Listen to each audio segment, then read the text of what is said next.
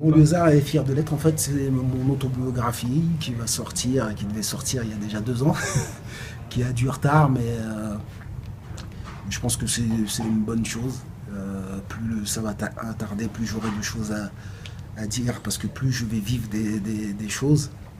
Et voilà, c'est une autobiographie, mais qui ne sera pas simplement une autobiographie où je vais me contenter de dire tel jour j'étais là et j'ai fait ça.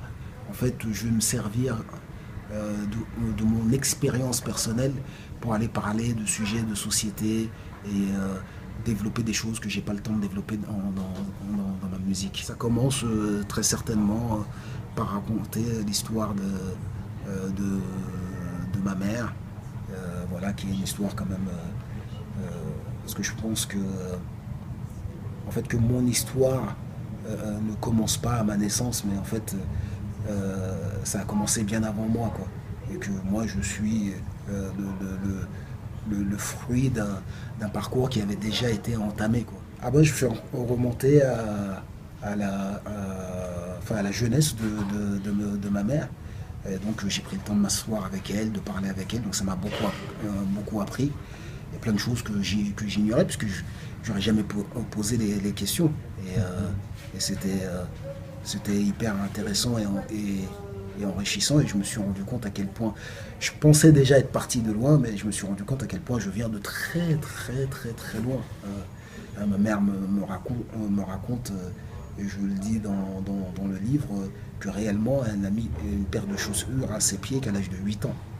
Et que quand elle allait à l'école avec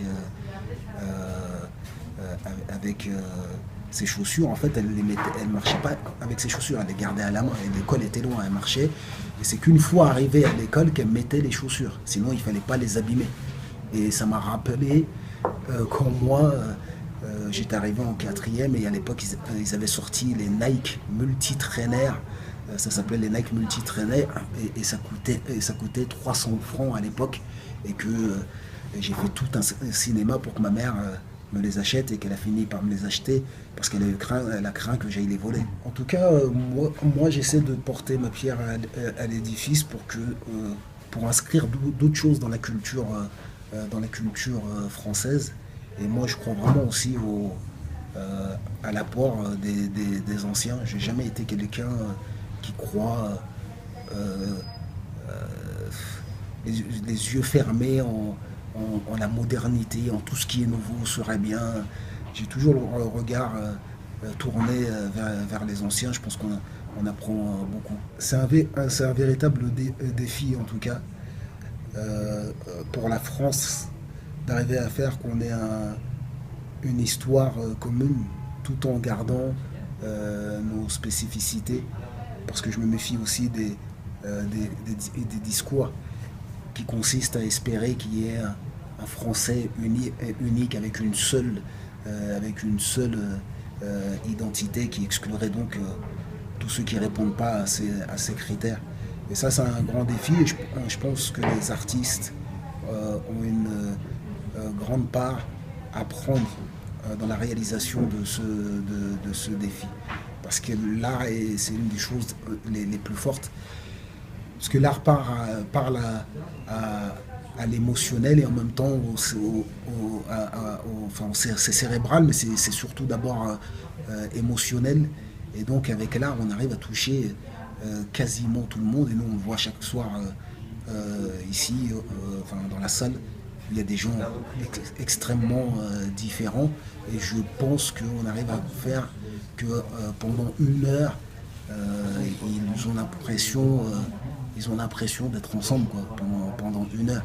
Et ça, je pense que si j'avais fait un discours politique, un meeting politique où j'avais tenu exactement le même discours que contient la pièce à vif, j'aurais pas réussi ça. Mais qu'à travers l'art, à travers le rire, les émotions, la tristesse qu'il peut y avoir parfois dans la pièce, et ben on peut arriver à ça. Et donc les artistes font une grande erreur de ne pas prendre leur responsabilité, et de penser qu'ils sont juste des saltimbanques qui sont là pour amuser la galerie. Alors franchement, j'ai toujours l'impression que les gens vivent le spectacle comme une sorte de soulagement. Et je pense que la raison, c'est, enfin, que ce soit ici à Paris ou quand je l'ai joué à Orly, la ville où j'ai grandi en banlieue, enfin, j'ai toujours eu ce sentiment que c'est une sorte de soulagement à la fin.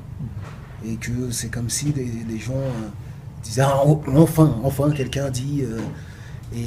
Parce que je pense qu'en fait, les gens ont besoin de dialogue et qu'il n'y a plus beaucoup d'espace pour dialoguer.